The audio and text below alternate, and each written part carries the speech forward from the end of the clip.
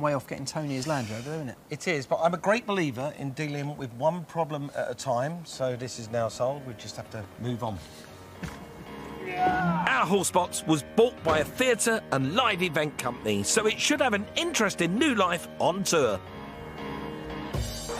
So I started with a car worth around £1,000, and now I've turned that into over £6,000 in just 3 trades. But is it enough? To be honest with you, this trading journey has turned out tougher than I originally thought. I was hoping as well to have a little bit more money to go hunting for a really decent Series 2A for Tony. Not all cars for sale are advertised. I've abandoned looking at ads and decided to put a wanted post on Land Rover enthusiast forums. They're a tight-knit community and usually a source of well-cared-for cars. This morning, a guy called Ian got in touch. That's why today is really important for me, because the guy that I'm on my way to go and see, he's a member of the Land Rover Owners Club, and I'm hoping he knows his cars, and this is going to be a decent one.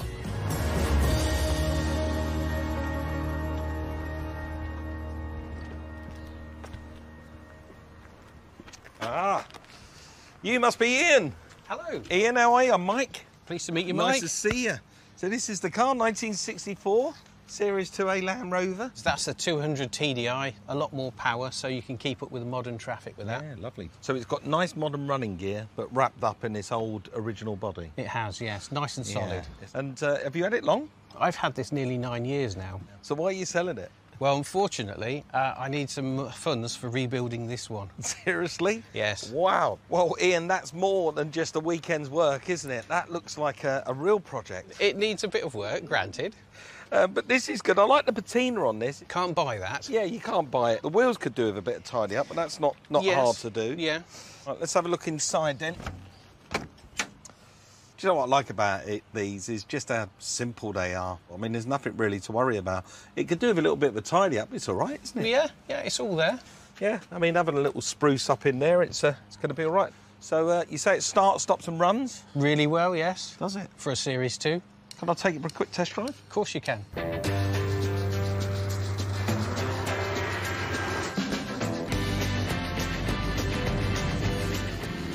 Old Land Rovers like this are never going to win any awards for refinement.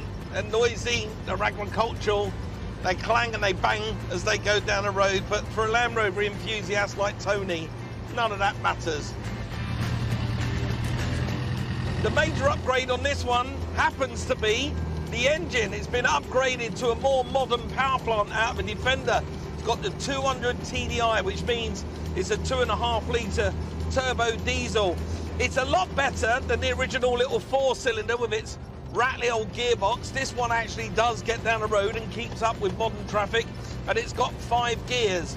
And that's good for Tony because he wants to take this vehicle off-roading as well as going to the shops.